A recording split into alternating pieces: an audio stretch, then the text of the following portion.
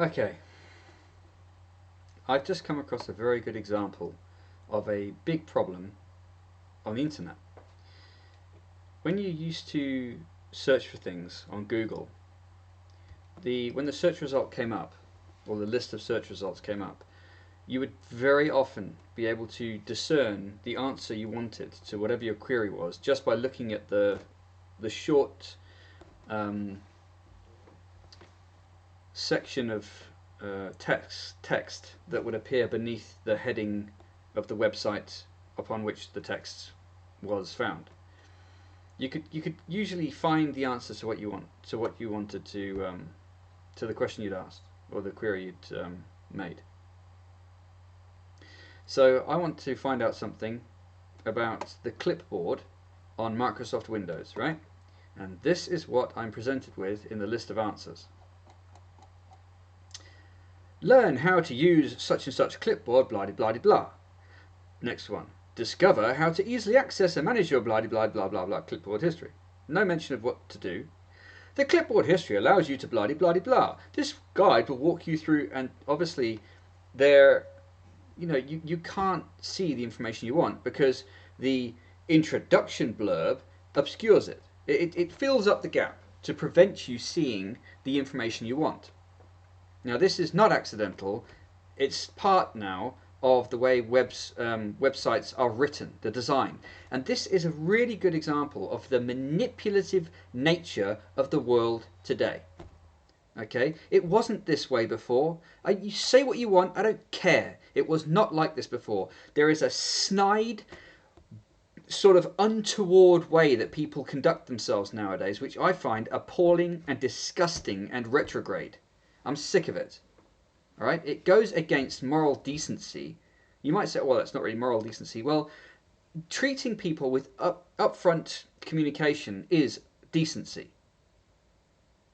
And I'm sick of this nonsense, especially with the advent of the internet. Or rather, it wasn't really the internet that caused the problem. The internet was fine and it worked well. It's this snide, manipulative manner which has crept into the world, okay? And that is crept into the world on the back of all this lying that took place, particularly at the first part of the new millennium. This idea that, you know what, we've got this plan, okay? We're going to try to institute what we call a new world order, right? And we have to do so. We have to do so despite the fact some people are going to figure out what's going on. So all we have to do is lie. Just lie, lie, lie, lie, lie, lie, lie, and keep lying so noisily that it obscures anyone who actually says, oh, hang on, no, we can see what's going on.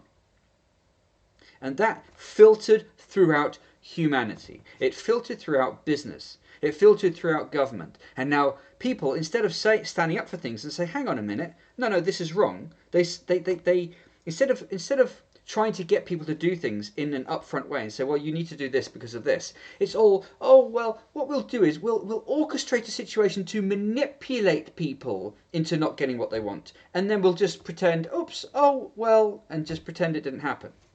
Okay? That's not upfront. I would also argue that largely that's how females have to operate in this world. And that's one of the problems with feminism. A man ought to really truly live and die by his word. That's how men are. If a man doesn't have his word, he is the scum of the earth. If he doesn't stand up for himself, if he doesn't stand up for his worth, his honor. All right? And that has been slowly eased to the side, but it's not disappeared. It's important. A woman in this world, there's some leeway for her because she can't always stand straight up for things. Women often do. I'm not suggesting that all women have no character in that regard, but it's generally there's more leeway given to women in that regard. So if a woman wants to get something done, she'll more than likely try to kind of navigate and negotiate things, right? A man will just say, we need it done this way, and that's that. Okay? So this is why the world has gone this way. That feminism was used as a tool to degrade the kind of forthright masculine character that would which is the solution to the problems that we face. Utterly. Okay, so this kind of stuff you see on an everyday basis, and the internet's a good example. Instead of giving you the information that you want, they're like, if we design our web page in this way, we can force the user to do this. We can force the user to do that. We can manipulate them. And you know what? There's no way of them doing anything about it, so tee hee hee, we'll just do it and screw the user. And that's also the way that things are done now. It wasn't done so much this way in the past in ordinary business, in the high street. You know, you can't get customer service anywhere because screw the customer, because the customer can't say anything. If the average citizen can't stop their government being hijacked, then that's it. The game's over, really, isn't it? And we need to stop this. We need to solve this problem. And it can only be solved by the resumption of character-based behavior. So if you are familiar with Stephen Covey's writings, I don't know if the guy's still alive, but he wrote a book called The 7 Habits of Highly Effective People. And in there, it mentions this kind of thing. This is not where I got it.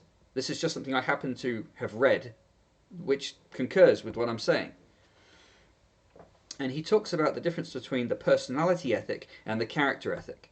So the personality ethic is, how can I present what I think the customer wants to see so that I can get what I want out of them? It's thin, it's shallow, there's nothing to it. It's paper thin, it's a facade. But the character ethic is, how can I actually behave in a way which encourages the customer or the person I'm dealing with to actually respect where I'm coming from and want to deal with me. Okay, that's broadly how it goes. You know, it's sad that we have to even look at this thing in those terms, teaching people this stuff. Look, character is part of life. It's very important in manhood. Okay, it's very important. That's not to say again that women don't have character. There have been some very, very bold, very brave, courageous women throughout history, and I respect them. I respect those women because they've actually stood up for stuff.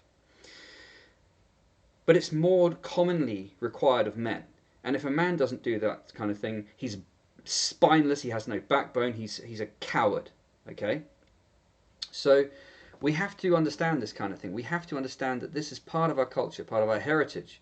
The whole of the British Empire, and you can whinge all you want. Oh, what a terrible thing it was. Oh, oppressing everyone. I'm sorry, but it's human nature to dominate and be strong, and not. I'm not even going to say not all of the empire was bad. The vast majority of what the empire brought to the world was good. That's why most of the world still speaks English, and most of the infrastructure that was given, and yeah, in the name of exploiting the resources available, human and whatever other resources were in the countries that were governed by Britain, all that infrastructure has been retained. It's not in very good shape in a lot of cases, but the fact is that it brought a lot of development to the rest of the world, as with all the other empires. But the point is that the British Empire was founded on a lot of principles. You couldn't run an empire without some form of backbone in the society. Okay.